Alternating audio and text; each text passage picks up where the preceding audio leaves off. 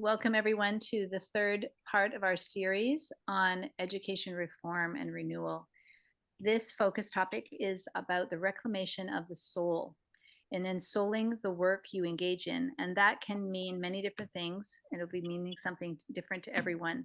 What we're specifically talking about today is ensouling the work you engage in within the community building, classroom, education center, learning pod environments that you will find yourself in when you go into that world of redefining and energizing and reclaiming the education models of the future.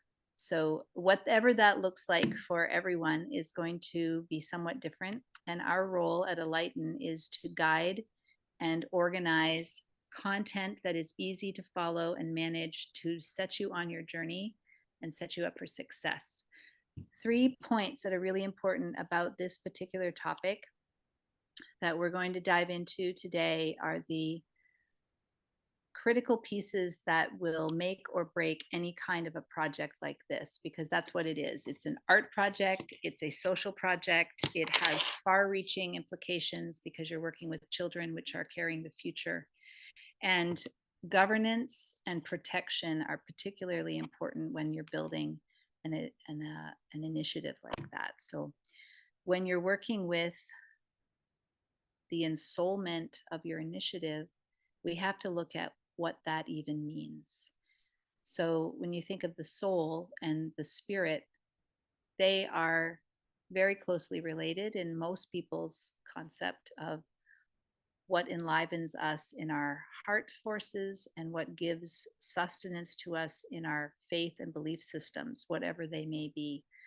So, what has happened in the world over time, which parallels the industrial model of education, is an industrialized model of faith based, dogmatic based worship environments where the mega church and some of the secular situations out there have become another vehicle for compliance and shepherding people into this trap that we're seeing with no critical thinking skills and the dumbing down of our youth.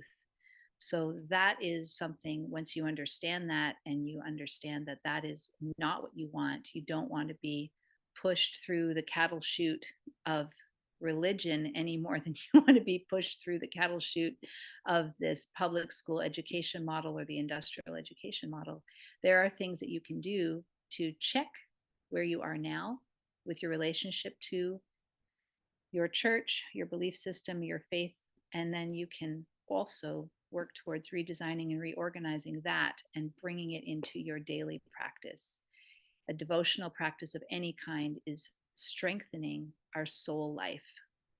So we don't have to sign up for any one kind of education model. We don't have to sign up for any one kind of belief system. We can be tolerant and accepting and inclusive on all belief systems, respecting that people have many different ways to reach spirit, source, or God, and that the children come from a source that is pure and divine. And we want to preserve that in their education experience as well, so they don't lose that contact point. If you lose that contact point, you lose all of the morality underpinnings that our culture desperately needs to recover and bring us closer to our relationship with the earth and all of the nature practices. And so we can see when we look out at these big cities and big churches and all the crazy stuff that's going on in the news, all globally, that the darkness has risen and people have lost their way. And finding your way back to the lighthouse takes more than just your own power. You'll find that your light is one light, but when they are broadcast among many, the light is stronger and strengthened by community building. So, with our work, we use the visual aid of the lighthouse to remind ourselves that we are one, but when we spread out our light, we are many. So, I'll leave it there for now and have Lee, of course, can fill in any gaps. And then we can have a little roundtable about that if there's something that comes up for you when talking about ensoulment applied to your daily practice and into your education models? Yeah, I would like to talk about the secular worship idea that we have all likely experienced some kind of indoctrination in the secular educational model that is prevalent in the United States. And it uses a lot of the similar practices that are in any kind of religious structure. So, ritual, uh, routine, uh, lending yourself to a higher authority. And in this case, it's within the industrial model. And so that often will take out the ability for children to, and us in turn, to be able to check against our own connection to source, our own connection to the divine spark that's within us, and give over control to an outside authority. And that's really the similar process that happens with any kind of large church model. And it there's there has become this polarity of saying, well, if you're secular, then you're outside of that and it doesn't affect the whole system. But we can see the effect of that polarity happening, the separation of the soul and the mind, with all the anxiety and depression and mental health crises that are happening, even within with adults, but also within children. And it's been pathologized, their reaction to it. So with ADHD and uh, oppositional defiance disorder, which is another one that it's basically if a child is rebellious and does not want to listen, that they are deemed to be pathologically broken and not looking at the entire system as that's their soul reacting to the exclusion of their ability to hear and listen to their own divine spark and their spirit. And so all these things that are coming up that we see are symptoms point to a very logical realm of we all are seeking some kind of connection to something that's larger than us. And the industrial model has separated it from for us so that we aren't able to really see the path, and it's very difficult to discern what is the right way, and it's exhausting, and it ends up making so that people kind of give up, children give up, and they start just giving over their human capital to the system that has indoctrinated them, or they check out through addiction, through uh, violence, and it ends up really bypassing the ability to get back on. And when we have a culture that is honoring the relationality of us and the natural instinct within every human to connect with something larger than ourselves and say, you know what that is within yourself. The child knows the path, and that we actually all know the path too, but we need mirrors from our community to say there is a different way of being. And that's when there's one of us, and oftentimes the people that want to initiate these kind of things, they're the ones that see it clearly that there needs to be another path. And uh, we're all seeking the information on being able to do that. And that's what the 12-step process really is that leading through all these human needs of to be able to create a sustainable community that's child-led or and spirit-led, and put those things in place in a very very ancient cyclical process that once you start falling into it, it becomes an embodied practice. And so the healing through that process happens within the individual person that's participating in it, and then in concentric circles with everyone that you're interacting with, because of this very very old system of relating. And then we all know how to do it naturally. We've just been taught out of it. Yes, it's so critical to be able to remember to put all the pieces back together that your soul is already knowing. And you observe young children, they don't have the difficulties that we do. They're they just are in their natural being. So the more time you spend with them unhindered and unplugged, the more you can actually access your own inner child and do that work and retroactively recover. I want to talk a little bit about Enlighten as a ministry and how the PMA does its magic on this topic, because using ecclesiastical law and natural law instead of the admiral what is it, marine law, admiralty law, starts with an A. I can't get the word right now, so amuse yourselves with my difficulties. When we don't follow that system and we follow the other one under a ministry, that doesn't mean that you are signing up to be a church that's affiliated with any other church. You are a ministry guiding your own faith and beliefs. And that is something that I've seen when people get into the PMA work. I don't want to be a ministry. I don't want to be a church. Not understanding that what that actually means. That doesn't mean you're signing up to be a provider of dogma. It doesn't mean you have to hold your meetings and be worshipful in this way. It can be anything you want. It can be the church of snow. It can be the church of love. It can be the church of, it could be a ministry for children only. It can be anything. You just have to come up with a way to define what your faith and belief is and then build around that. So it's so freeing to be able to consider yourself a ministry and walk with confidence, knowing what that is and that that's the protection that you're going to build for yourself in this system, in the new system. So, Amber, can you put up the next slide?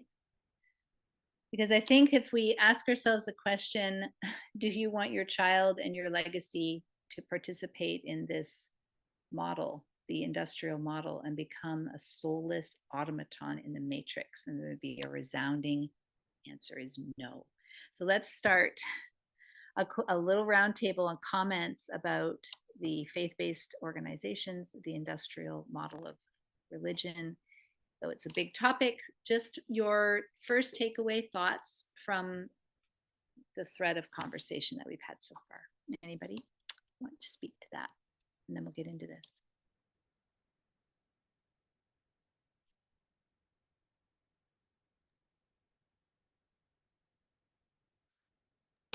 Yes, I would just love to just add that I think I'm just seeing the challenge that's upcoming more with the adults finding out that their their faith was backed by something that didn't, you know, it wasn't what they thought it was, and so I'm actually concerned about the adults upcoming when they find out and the disclosure that's about to happen, and how we can maintain the children pristine from that uh, that kind of shock that they're about to go through. Yes, Yeah. absolutely. Absolutely. And fortunately, Lee and Amber and I are attuned to another group, and there are many other groups out there that are starting to pick up that exact question and make a space for them to land as they process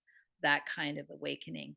And that's one level of the awakening. There are many levels with the medical indoctrination, with the education indoctrination, religious, it's all part of the great awakening. And once they've gone through that shock and come out of it, then they're ready to do this kind of work. So it's definitely something to watch out for when you are building your leadership teams and your parent body. You'll have to have a prepared system or a plan for when people start waking up within your protected environment, because they may be partially like leaning towards, oh, this feels good, this resonates, but the actual explosion of inner knowledge hasn't happened yet. So you'll be able to witness that in your community, and building that ahead of time is really important. So we'll be getting into that in the coursework. Any other comments or exciting observations?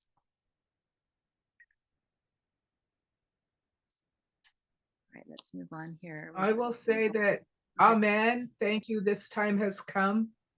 Thank you for riding the surfboard on the wave of communication that's yay. We find each other. How we find each other, I don't know, but we find each other. And at your analogy of a lighthouse, you know, your three lights found each other. We're finding you. People are finding us. They are the spaced out lights holding together when we meet and holding in a distant together. I'm really grateful. Whew, good. Thanks, Peggy. I wish I was on that Wednesday call. Okay, let's keep going because it's going to get better and better. So with the resounding no, we want our children, to, like Narda said, to be secured in a pristine, protected space. And how can we do that for them? What can we do? How can we create abundance and change within our communities, creating a different model that has been adopted by the majority of our culture? Well, that's a living question. There isn't an answer to that that's simple. But that is the question that if you work with these big questions like Narda, what do we do for those people that are going to, have that experience, that shock? In my teacher training years in Eugene, Oregon, at the Waldorf School there was a wonderful practice that I still use regularly for answering questions, especially living questions like this. And if you write it down before you sleep or you speak it before you end your day, and then write down in the morning your first thoughts around that topic, something happens in the night when you consciously engage with the spiritual world. When you take your questions with you, when your body is at rest and your soul being is alive in another dimension, something happens upon waking. And that practice has been absolutely foolproof. It may take me a few nights of asking the same question to come to clarity on what I'm actually asking if I don't get an answer right away. But I know that in my journaling practice, I have the answer. It lives in me, it's just hidden. And then at night, when I sleep on it, I come back to it. Then I can get the answer. So, where it comes from, whether it's living in us already or if it comes from the spiritual world, it could be both.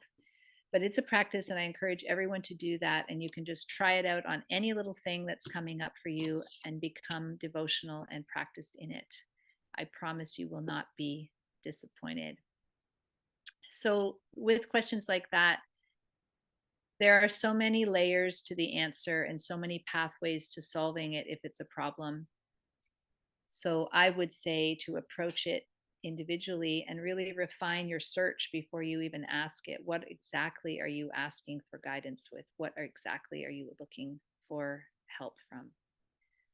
So, with this one, creating abundance and change within your community, you have to take an inventory of who's in your community, who's up close in your community. And we've discovered at Alighten that the model of three and working with sacred geometry is one of the biggest components of our course work as well. With three, you have a dynamism that you don't have with one single person or even two partnered together. Three is a dynamic energy, it's a shape. When you have a polarized energy, it's not a shape, it's a beam, but it doesn't actually take a form until it comes to number three. And that's also why we work with the three P's instead of two or one as vehicle to support learning, imagination, creativity cycles. Lee is going to tell us all about failure and how wonderful it is, but I'm going to leave that juicy bit for her. I just wanted to share with you the vision of three. And if you can see that in your mind's eye, that the radiance shape of the container of three will help you build your community. And that's all you need. Once you have three, you can expand it, it can exponentiate, you can go to 4, 5, 6. Those numbers are still good to use in your community building, of course. But having your nucleus of your leadership and really, really clearly, everyone's gone through the same kind of process, has a similar language, similar problem solving. That's the anchor that your ship can then sail with. So I want to leave that picture for you because that's where problem solving really becomes dynamic. When all three are working on the same problem, then you're going to have a basket full of solutions to sort through and try out. and enrich yourselves with on the process.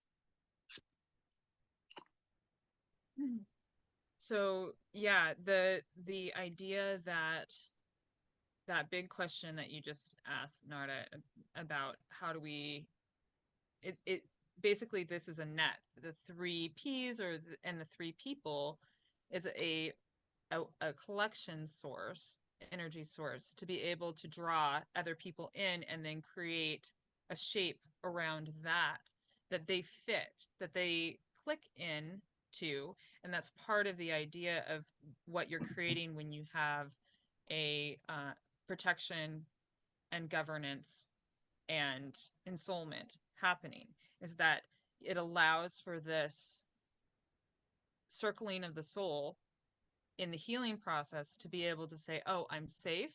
Here's the structure that I can reside in.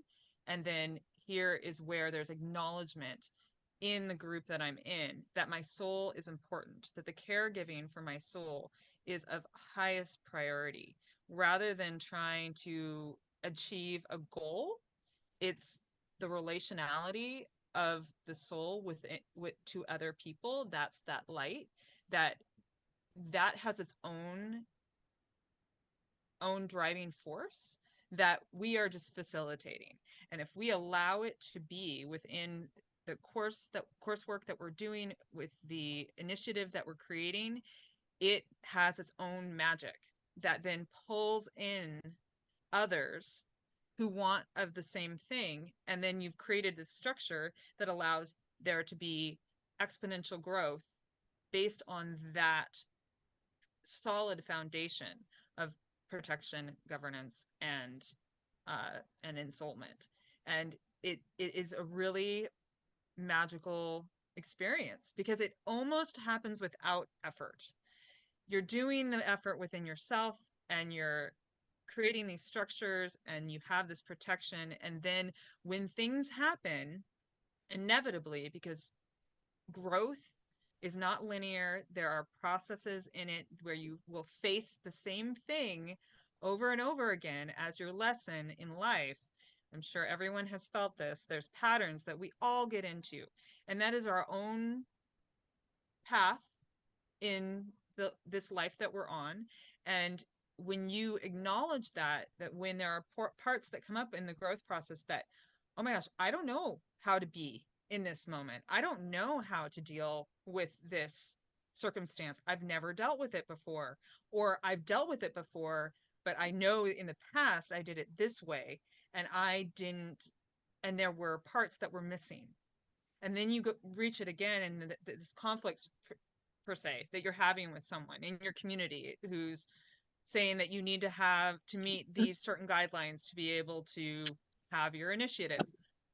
Well, that is a point where you can then go to the people that you've surrounded yourself with, your community, and check in and say, hey, what am I missing here? And because you've already established that the groundwork is on soul development, ensoulment, and this governance that you've decided on, you know how to make decisions. And it's a growth point and an opportunity rather than a failure.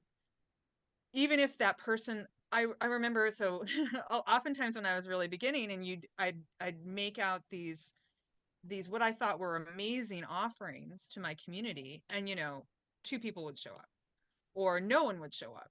And I had put in all this effort and all this energy, and I didn't have the group of three. Yeah, I remember you're like, yes, like everyone experiences this. And so I didn't have anyone to say, well, this is something that you can change. Let's workshop this and see if it is really anything that you need to change, or if it's just the timing wasn't right. Like, let's see, maybe we'll focus on timing it with the moon, which is something that we talk about in the course, is working with divine timing and not and uncoupling ourselves from the productive model, the linear model, the goal-oriented model that we all are inundated with within our current culture. And so there's a freeing that happens when you're like, oh, I can just play. And then this brings us to the three Ps. I can play with this sensation of failure where I know where I've been before, and I can then bring it to my community and say, hey, this is what I'm up against, and where can I put energy so that I'm curious and creative and growing my ensoulment, rather than being like having the inner dialogue of I'm not enough, I'll never be enough, I don't have all it takes, because that's being taught to us as part of the uh the individualism doctrine that incorporates so much of what the United States is founded on, is that it's this hardwired individualism. It's more about me and what I need to do for my proving ground of my worthiness, and if I don't do it, then I'm a failure. And it's actually a false idea that we are alone and we need to do it alone, and that if we don't do it, then it's all on us. So true. You just got into the code breaking and conflict system reform as well. So that's a lot what Lee said. She always does that. I know in every meeting, we just go away going, what? And trying to integrate that and reflect back on it and watch the replay again while I'm driving. I like to listen to her talking. So, and myself, how did that come out? So even here in this call right now, we call it play shop because we're trying out new things. We're seeing how it lands. We're getting feedback from our uh, attendees, see how you like it and what speaks to you. If it's something really lands for you, like, oh, that makes sense, or that validates something that I always thought. We want to know how it's going because we're playing with this. We're having fun. And we will then turn it into a project, and we will do it in our place where we find our bodies where we're living. So the 3 Ps we repeat from last week: play-based learning, place-based learning, and project-based learning seems to be what we have discovered. Lee and I are coming into this work from different channels as educators and administrators over a long period of time. And what do we have in common? What's our common ground? Where did we find the most success? We found the most success with the 3 Ps. When children are free to explore and expand and run their day through inquiry, then they succeed, then they're happy, then they're joyful in their learning, and they retain what they're doing because they're interested. There is room for uncomfortable discipline approach work for children. Well, you're not going to finish this unless you finish it. You can't just leave it on the table for a big mess for someone else. It doesn't mean it's unstructured and someone is going to come along and just figure it out behind them. There are closed circuit systems within the 3 Ps. So unschooling also is a big misconception that it's just a free for all and chaos, but that's not what we're here for. So building these structures within you on the outside in. So when we're working with children, all of the habits that we find so strongly in the Waldorf School early childhood programs are habit builders for them to strengthen their inner capacities. Their inner soul life is enriched by building habits and systems that are repetitive and health giving, so that they have that when they hit adolescence. That's when they're going to need it. That's when they're going to call up those soul forces to use into their adult years. And I've seen it with my own children, that they will rebel against, I want to clean my room, it's a disaster. But the fact remains that the habits are still installed early on, that if push comes to shove and the girlfriend's going to move out because the house is a mess, my son will be able to pick up his stuff and put it away properly and convince her to stay. And this has happened in real time. So it's just a little snapshot of how some of this stuff plays out around us in our daily lives. Like, oh, good, you do know how to do that. That's a structure that you have in your soul from your experience of being able to be self-directed and also contained with rhythm, routine, and discipline. So well, and I want to add to that that's part of the place-based idea, is that you are surrounded by a place that has finite resources, including the adults around you, including the other children around you. And it's really shining a light on that responsibility, that you exist in a place that is within this community, and your responsibility and other people's responsibility for you is inherent.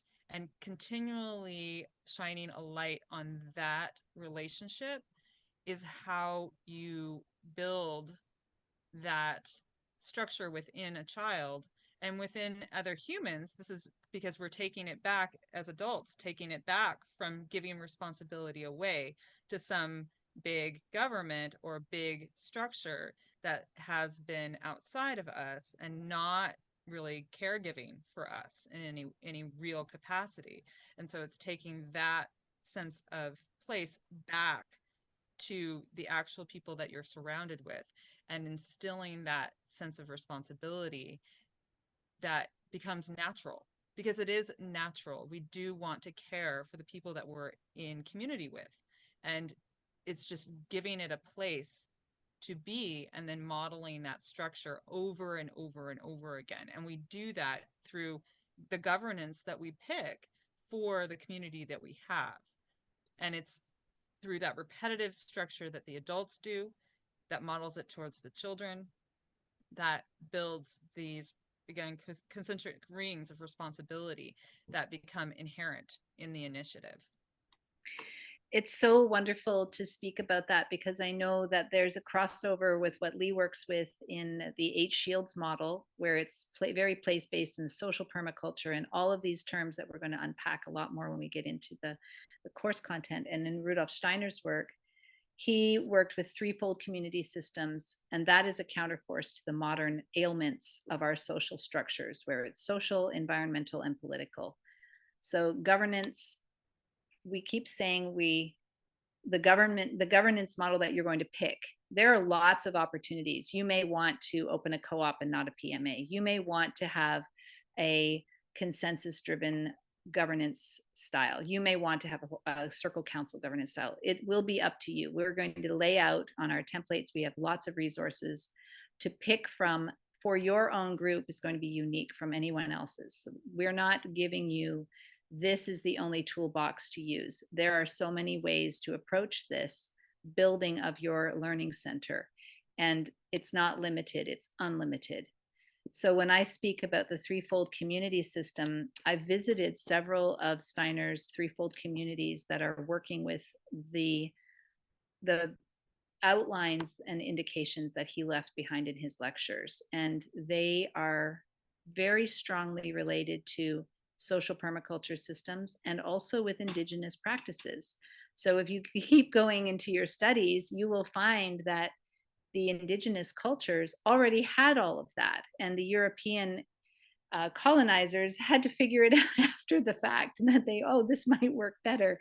So we get to go backwards before we go forwards, and there's a lot of wonderful things to study as you go through. You don't have to figure it all out overnight. You can feel your way and intuit your way to what's going to work best for you in leadership, and also what's going to work best for your group. Because your vision, if you're the lighthouse, the first one that says, I want to open a program or a school or a learning center, that's you. And then you're going to interface over time with other numbers of people coming in with their visions and their ideas. You may just spark it. You can't hold on to the bottom line, this is mine. There's an exciting time where it comes that you hand over the gift of your work to the group. And that can be very, I don't want to say it's a bad thing, it's hard. It's very challenging for you to do that. And that's one other reason why we're here going through the process with you, because when that day comes, you hand it over and you say, here it is, all my hard work, and now take it to the next step together. Let's go. That is part of this process that we're talking about. And that builds a soul resilience that we are not encouraged to do in our current overculture. So Amber, could you pull up another slide so we can wrap up? And then I want to have a question round and any other comments. Here it is. So what we're really aiming for with ensoulment, this topic of ensoulment, is to cultivate your embodied and ancestral wisdom. to create sanctuaries of education for you, your children, and your community. Education is a toolbox. You can think of it that way. And if you bring that image to the children that you serve, what do we have in our toolbox? What do we want to put in our toolbox? You work with collaborative governance, you can work with collaborative leadership, and you can also work with collaborative learning with your students and your children and your parents. And that takes a certain amount of finesse. Working with leadership is not easy. It doesn't always come to us naturally. And some of it is a really steep learning curve, but we have all been through it, getting to where we are now. And we're still in the play and the learning part of it that we want to invite you in. So I'm done with my part of comments. I'm ready to answer some questions. Lee, do you want to share any more about this before we open it up? No, I think that you did a great job wrapping it up. Well, thank you. If you come on the link call, you get to see us practicing everything that we're doing here. That's on Wednesday mornings at 10 to 11:15, and we work every week with a team, getting better and better at presentations and getting better and better at leading and facilitating our meetings so that we can serve you better. So if you want to know about that, just check in with us and we'll give you that information as well. So let's open it up for questions. We have a nice little bit of time left for that. Anybody want to make comments? Now's your chance.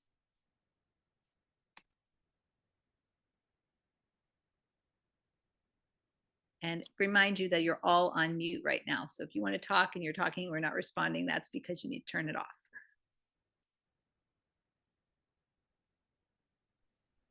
I have something that sparked in me when Lee was talking about the triggers and thought forms that began not only in our education system, but in the era that we grew up, what our parents' upbringing was, that includes the whole kit and caboodle of I'm not enough, that gets triggered by a look. It can be the simplest thing that opens up that Halloween bag full of Halloween characters. So I would love more taking that one out and clumping the candy inside of that bag that we all have had and we all are carefully re-sewing for the next basket that we make with children. So that just feels so juicy to spend more time there. Yeah, that's a great topic to expand. And here's an opportunity. Well, I'm going to write that down about the not enough part.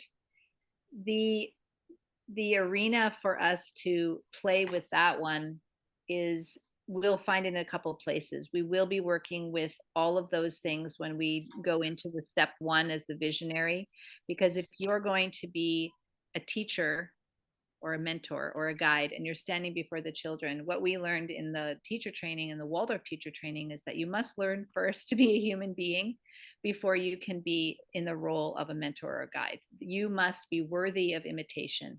So if you're standing before those children who are going to be the leaders of the future and you're full of that toxic thought talk and you're full of that, they will be picking up on it on many different levels and imitating it.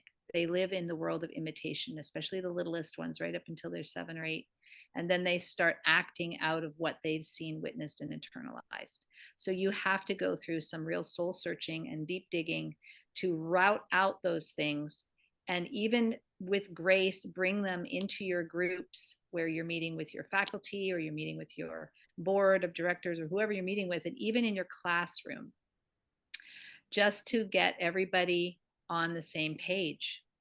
And as I've had to do that in every environment that I've been in, using the Circle Council was the answer for me. When I had morning meeting with my students, I'd sit with them in circle and I would tell them how I was feeling. If those sorts of things were living in me that day, I would preface my work with them with that and let them know I'm having a really hard time. I've had some really bad thoughts today, and I'm going to do my best in spite of that to bring our lessons today to life, so that if you're seeing that I'm, if I say something that catches your attention, please come and see me and we'll talk about it. Or if you feel that way. And they always came with so much grace and empathy, and then they would share their own stories. Yeah, my mom has that too, like this and that, and it was an incredible way to weave the fabric of the class culture, and it will be that same weaving of the culture for your adult groups as well.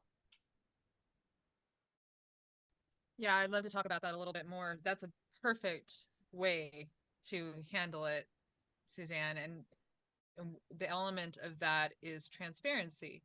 So children, the environment and to their teachers, and they want to connect. And the more that we can model from our own caregiving of ourselves, the more to you. And there is a relationality of when you're teaching to be able to understand. It's a freeing thing to be able to be so tenderly vulnerable with children so that you can really show up the way that you are, rather than trying to put on some kind of facade that I am perfect, I have everything figured out, and that inevitably leads to big holes, that because the kids find it and they will dig into it if you aren't very present in being able to show up with how you are. Yeah. And we practice it in our as a team. It's one of the things that we really value. That's one of the reasons why we do check-ins like we did today, is that we want to have a space for our imperfect humanness to show up. And the more that we cultivate spaces for our imperfect humanness to show up, the more that we can pick apart those pieces that aren't actually ours, that were given to us, as you said, Peggy, from our parents and their parents' parents. It's an ancestral wound that and it's not us. Like, we are perfect and whole as humans. We really are. Like, that's the foundational. In my practice is I do integrative movement therapy with individuals and groups, and that is one of my fundamental doctrines, like you could say, is that everyone is perfect and whole, and they all have the ability to figure out how to heal themselves. They just need a mirror of someone who's a kind witness. And so the more that we can be a kind witness to others and cultivate spaces of protection where we know that us showing up like that is going to be honored and respected, the more that we can grow into that even bigger and even bigger for more people, and have it's just a wellspring that ends up coming up from us. And I think of it as that's what love is. Like, we're coming from a function of love.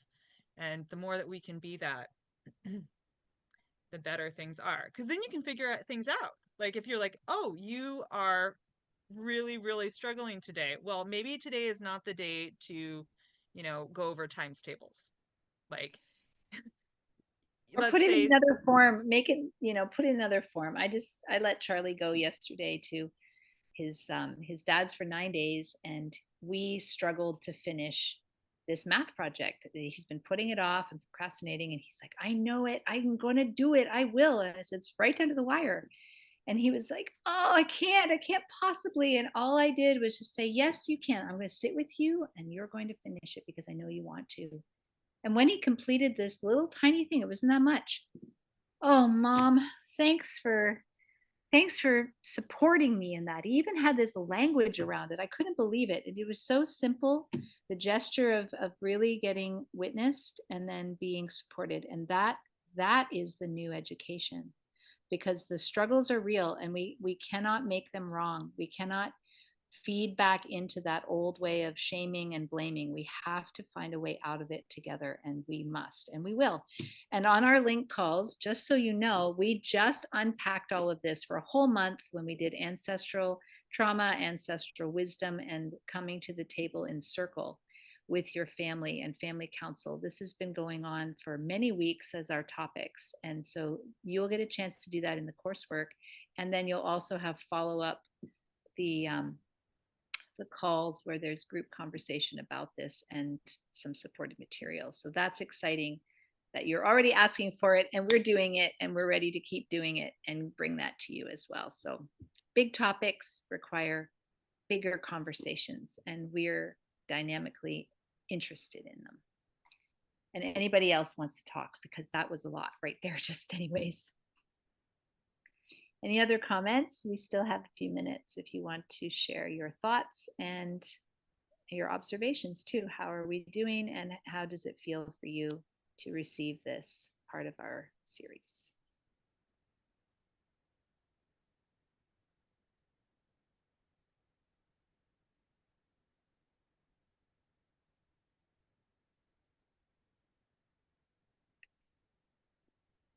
No one's obligated to speak. No. We'll just say that. Right. And I do have a closing verse, so I'll give it another moment, because having a pause, sometimes it takes us a moment just to collect ourselves and our thoughts when we're called on. And if it's not practiced to say, oh, that person spoke, now it's my turn, and we do popcorn style feedback. But you're all welcome to speak, and then I'll end our call with a nice verse that'll put us all in a good soulful space.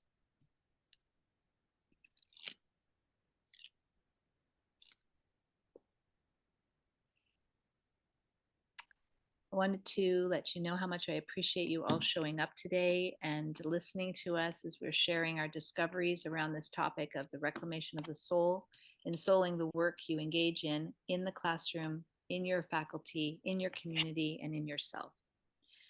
This is Rudolf Steiner's verse to the Americas from 1923. May our feeling penetrate into the center of our hearts and seek in love to unite ourselves with the human beings seeking the same goals, with the spirit beings whom, bearing grace, strengthening us from realms of light and illuminating our love, are gazing down upon our earnest, heartfelt striving.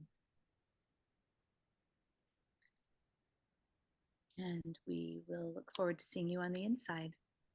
Thanks for coming. And just some wrap up things that we are going to be holding this webinar again next week. If anybody would like to join, the doors open for our course on Tuesday, but we're going to have a rolling time frame so that you pretty much can come in as you feel called to do so. And so we are going to have another one, same time, same place, next Wednesday and next Friday. Okay. And they'll be pretty much the same topics, but we're going to kind of mess it around a little bit. And then the other thing is that you'll be receiving an email with the details of the course and instructions on how to sign up if you feel so called. And please reach out to us if you have any questions or you need more details, or you just have something to get off your heart. We'd love to hear from you. Yeah, the orientation is going to be very dynamic on Tuesday, and we get to walk through all of the modules very briefly, what to expect, and also how to engage with us so that we can keep a good flow of communication going. All right.